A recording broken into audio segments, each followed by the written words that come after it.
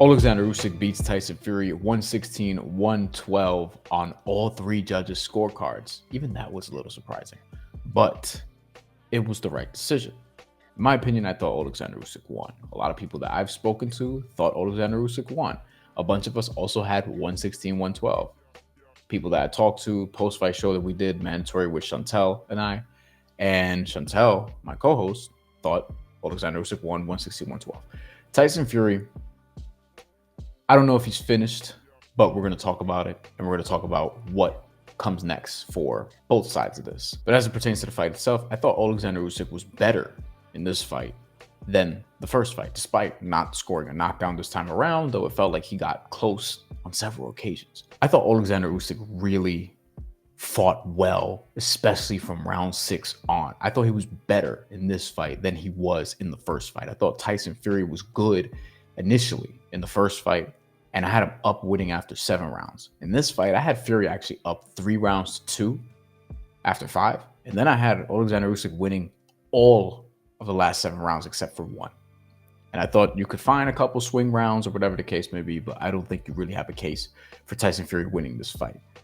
I think even a draw would be pretty hard to find. And there are probably people out there who thought Usyk won even wider than 8 rounds to 4, but 8 rounds to 4 is where I eventually landed. Tyson Fury in the first fight was doing a good job, I thought, of 3 things in particular. His jab was landing. He was getting those uppercuts on the inside, which is good to see against a short fighter like Oleksandr Usyk in this case, much shorter than Tyson Fury. He was landing those uppercuts on Oleksandr Usyk, and also the body work, trying to slow down Oleksandr Usyk by committing to the body. And he also came in much lighter in that first fight. Tyson Fury made the decision to weigh 281 for this fight. Now, people talk about his weight. This is actually the heaviest he's ever been for a fight in his career. That includes Francis Ngannou, where I said he didn't really look like he was in the best shape. But in this fight, it looked like it was more of a strategic choice to come in at 281 and try to bully Oleksandr Usyk, try to knock him out, and try to get to him early. And I think he succeeded from the standpoint of like making his presence felt early. He still looked pretty fast despite being at that size, but Oleksandr Usyk again took the center of the ring, was able to jab him to the body, set up those looping shots over the top, was getting to his hooks, was counterpunching very well. And overall, the movement just became like, it was easy for Oleksandr Usyk after a while. Not to be disrespectful here, but from the standpoint of just getting to the spots he wanted to get to from round 6 on, like he was much more fluid. The speed was also apparent because Tyson Fury really started to look gassed toward the end, and the weight, the decision really caught up to him to come in at 281 on the scales, because you could see Tyson Fury fading in the last several rounds of the fight where he just didn't have enough and he was holding more. He would throw a shot, he would throw an uppercut, for example. He would land it sometimes, and then he would hold on Oleksandr Usyk. The decision backfired, and Oleksandr Usyk took advantage of it and just boxed very well. Like Oleksandr Usyk, pound for pound number, whatever you have him, he's in the top 3 with Terrence Bud Crawford, with Naoya Inoue. You could have him at number 1 after this. You could have him at number 2. You could have him at number 3. But pound for pound, he's been one of the best boxers we've seen over the last 5, 10, 20. Like we can go back a while.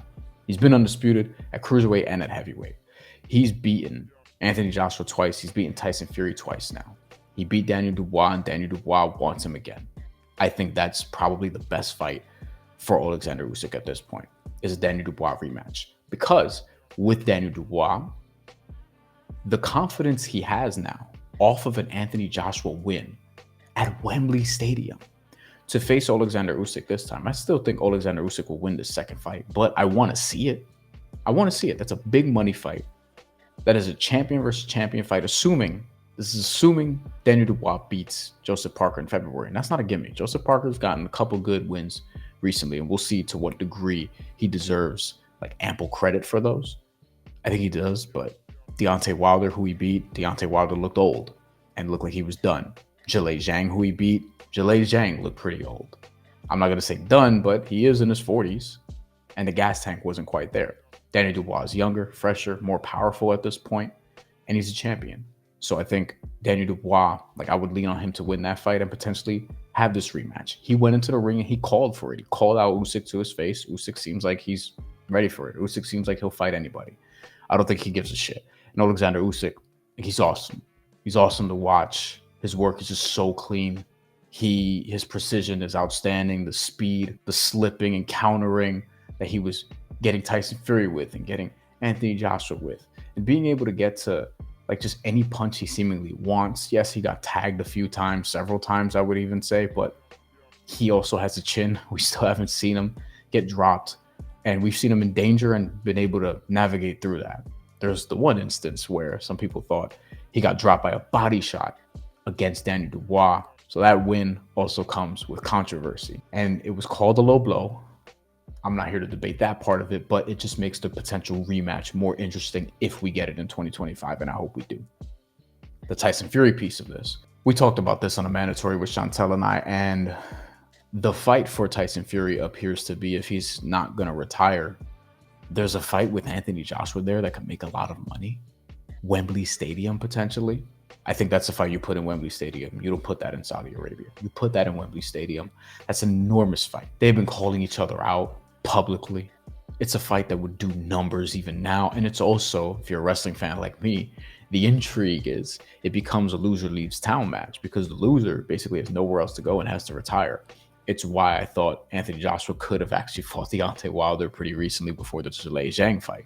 But this feels like a loser leaves town match between Tyson Fury and Anthony Joshua if we were to get it. And it would be very interesting for the winner because they jump immediately back into the title picture because of the weight that these two names carry, and the fact that you have star power, and the fact that you have former champions, unified champions.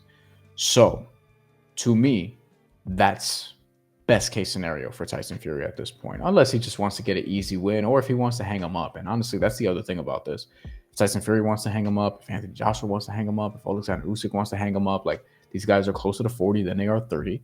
They've been champions. They've made a ton of money, could still make more, but they seem healthy, all of them. I wouldn't be mad at it. I'd understand it. But to me, for Oleksandr Usyk, I want to see him face Daniel Dubois more than anybody else. I think I would say in the heavyweight division, although there are other challenges like he's talked about publicly, potentially going to cruiserweight and potentially unifying again at a 200-pound weight class, which would be very interesting. We got asked on our show if Artur Beterbiev should go up to cruiserweight and fight him, which it seems kind of crazy, but at the same time, I mean, if they were to somehow make the weight work at 200 pounds and Artur Beterbiev were to be like, hey, yeah, I'll go up. Yeah, I'd watch that as a boxing fan. I don't think that's going to happen. But, you know, it's of intrigue. And to me, with Tyson Fury, yeah, Anthony Joshua's the fight. That's the one.